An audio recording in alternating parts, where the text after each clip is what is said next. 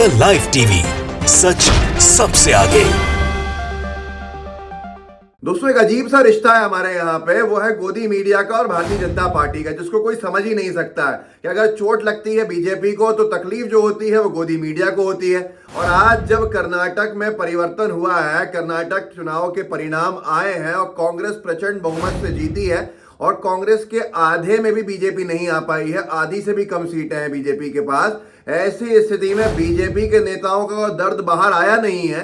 चोट तो बहुत घातक पड़ी है, लेकिन गोदी मीडिया में जो मातम पसरा हुआ है उसकी शायद किसी ने अपेक्षा ही नहीं की थी। ये समझ लीजिए कि बस शायद बुरा भला नहीं कह रहे हैं गोदी मीडिया के कुछ नामचीन चेहरे और रो नहीं रहे हैं, लगभग सारी स्थिति वही है। मैं पहले एक वीडियो से शुरू करना चाहता हूँ। मोदी जी का एक वीडियो वायरल हो रहा है सोशल मीडिया के ऊपर, और उसके बाद बताऊंगा कि कौन से गोदी मीडिया के किस स्टार ने क्या ट्वीट किया है जिससे उनकी तकलीफ सार्वजनिक हो गई है। देखिए, पहले इस वीडियो से शुरू करते हैं।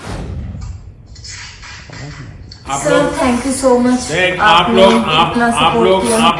लोग रोना बंद कीजिए, मेरे तक आवाज आ रही है। तो दोस्तों, देखा जिस तरह से मोदी जी ने एक बार कहा था आप लोग रोइए मत, ये खिलाड़ियों से कहा था, लेकिन ऐसा ही बीजेपी के जो हार से गोदी मीडिया में मातम पसरा है, लोगों ने उसको इससे जोड़ दिया सोशल मीडिया पर। और होगा क्यों नहीं जोड़ते, अमीश देवगन जी का ट्वीट सुन लीजिए आप। कर्नाटक में तो कांग्रेस जीत गई है, लेकिन यूपी में बीजेपी ने नगर निकाय चुनाव में जबरदस्त प्रदर्शन किया है। बीजेपी ने सारी 17 नगर निगम की सीटों पर कब्जा कर लिया है, जबकि नगर पालिका और नगर पंचायतों में भी शानदार जीत दर्ज की है। योगीरादित्यनाथ, भूपेन्द्र चौधरी और बीजेपी संगठन की मेहनत रंग लाई। ऐसा लग रहा है जैसे कोई प्रवक्ता बीजेपी का बोल रहा हो। ये मूर्खता कहूं या क्या कहूं इसको, उसके बाद बुरा मान जाते हैं अमीश जी और उनके तमाम साथी कि कर्नाटक की विधानसभा परिणाम की तुलना नगर निगम के चुनाव से कर रहे हैं उत्तर प्रदेश की, जहां बीजेपी की सरकार सत्ता में और सब जानते हैं क्या हो रहा है। लेकिन एक शहर के चुनाव की तुलना एक प्रदेश की और इतने बड़े राज्य की और इतना महत्वपूर्ण राज्य की से तुलना की जा रही है एक नगर निगम की। आप सोच लीजिए कि कहां पहुंच गया है गोदी मीडिया और कितनी तेज तकलीफ हुई है। नीचे लिखा है अंकित पचौरी ने, रो क्यों रहे हो। मुजाहिद लिखते हैं भाजपा मुक्त दक्षिण भारत और हंसते हुए। एक रागा द लीडर करके अकाउंट में लिखा, गुल्लू भाई यार आज गोदी मीडिया के दलाल पत्रकारों के घर में हलवा बना होगा क्योंकि सूजी बहुत होगी। ऐसे ही फरदान ने लिखा, Burnol out of stock. Mahavir Jain लिखते हैं, खुश होले गुल्लू, तू नगर पालिका ही अब जीतोगे तुम और तुम्हारी पार्टी। मनीष माझी ने लिखा है, तुम उसी से काम चलाओ। मोहित चोपड़ा ने गुल्लू लिखा है। सूर्यदीप बी ने लिखा है अंग्रेजी में, जिसका अनुवाद है, क्या तुम सीरियस हो। एक म्युनिसिपल इलेक्शंस की तुलना एक राज्य के चुनाव से कर रहे हो, ये इस तरह आ गया जर्नलिज्म का, पत्रकारिता का और सवाल है। तो ये सारी की सारी चीजें जो हैं बड़ी तकलीफ दे रही हैं। रूबिका लियाकत जी का भी एक ट्वीट का स्क्रीनशॉट बड़ा वायरल हो रहा है, जिसमें उन्होंने लिखा था कि वैसे अब तो लोकतंत्र, ईवीएम, न्यायपालिका वगैरह पर कर्नाटक के नतीजों के बाद स्टैंड बदलेगा ना।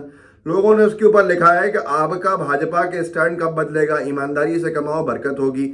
अक्षय सिंह ने लिखा है और सब लोग लिखते हैं कि भाई कांग्रेस का स्टैंड तो शुरू से ही रहा, जो राज्य वो जीती, चाहे वो शुरुआत में आज से 6 साल पहले पंजाब जीती हो जब नरेंद्र मोदी जी की सरकार बन गई थी उसके बाद, और उसके बाद राजस्थान, मध्य प्रदेश, छत्तीसगढ़, हिमाचल, ये तमाम राज्य जो है, तब भी कांग्रेस ने यही कहा कि ईवीएम पे हमारा स्टैंड स्पष्ट है, नहीं चाहते हम बैलेट से चुनाव चाहते हैं। तो वो सारी की सारी चीज़ों को अभी भी इनको समझ में नहीं आ रहा। रूबिका जी को जवाब देते हुए नीलेश ने लिखा है, इन लोगों को इसी में बरकत है। दिनेश मीना हंगाजी ने लिखा है, नहीं आज भी स्टैंड वही है, वीवीपैट 50% का मिलान होना चाहिए। और भी एक MM ढेरा है, उन्होंने लिखा है कि पत्रकार को निष्पक्ष होना चाहिए, लेकिन यह है कि फैक्ट में आप बायस्ड हो पर आप पत्रकारी नहीं हो। इस तरह की बहुत सी चीज़ें लिखी गई हैं। असल में ऐसा क्यों हुआ?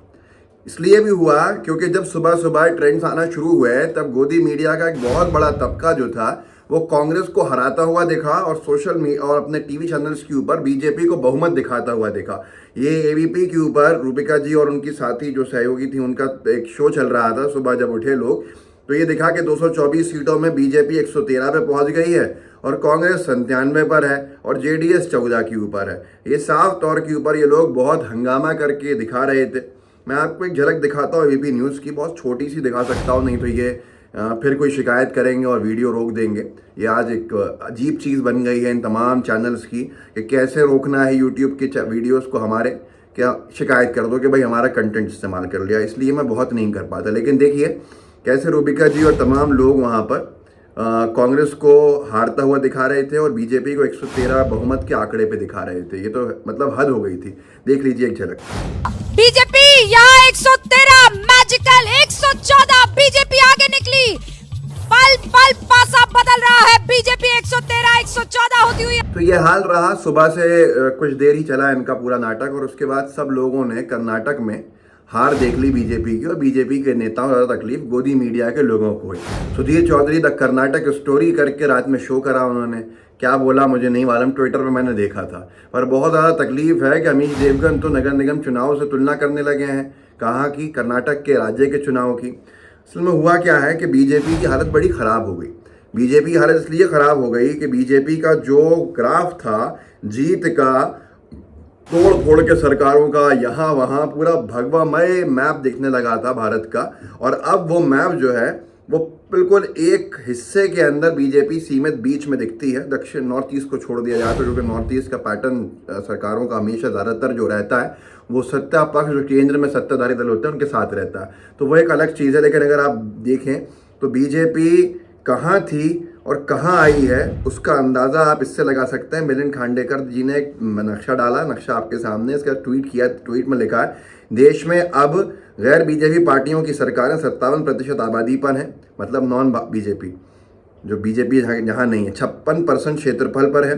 दिसंबर 2017 में बीजेपी का शासन 78% आबादी और 70% तक पहुँच गया था, जबकि दिसंबर 2019 में नॉन बीजेपी पार्टी यानी गैर भाजपाई शासन जो के राज्य जो हुए हैं वो 66% पर हैं और 56% क्षेत्रफल तक पहुंच गया था।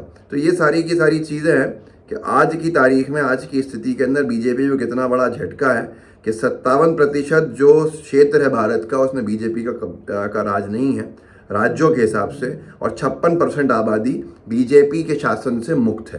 तो ऐसी स्थिति क्यों बनी, ऐसी स्थिति कैसे बनी, इसका आकलन तो बीजेपी भी लगा रही है और आप भी लगा सकते हैं। लेकिन परिस्थितियां बड़ी ख़राब हो गई बीजेपी के लिए, और दक्षिण भारत जो था वो बीजेपी से मुक्त हो गया। भारतीय जनता पार्टी दक्षिण भारत के अंदर कुछ खास नहीं कर पाई। अब ऐसी स्थिति क्यों बनी, कैसे बनी, इसका आकलन तो बीजेपी भी लगा रही है।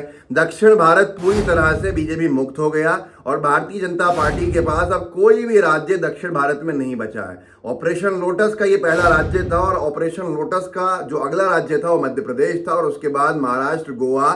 तो ये सारे राज्य भी किस पैटर्न पर वोट करने वाले हैं इसकी चिंता बीजेपी को रातों में शायद सोने नहीं दे रही होगी। इस वीडियो को आगे बढ़ाइएगा, लोगों को जागरूक कीजिएगा, बताइएगा कि जिन एंकर्स को वो रात दिन सुनते हैं, जिन पत्रकारों को वो निष्पक्ष समझते हैं, जिनको वो खबरों के लिए लगाते हैं, उनको कितनी तकलीफ हुई है कर्नाटक में बीजेपी की हार से। इससे आप अंदाज़ा लगा सकते हैं कि उनका पक्ष किस तरफ है और वो निष्पक्ष हैं कि नहीं है। व्हाट्सएप ग्रुप्स होंगे उनमें शेयर कीजिएगा, लाइव टीवी को सब्सक्राइब कीजिए, बेल आइकन दबाइए। जय हिंद, जय भारत। द लाइव टीवी, सच सबसे आगे।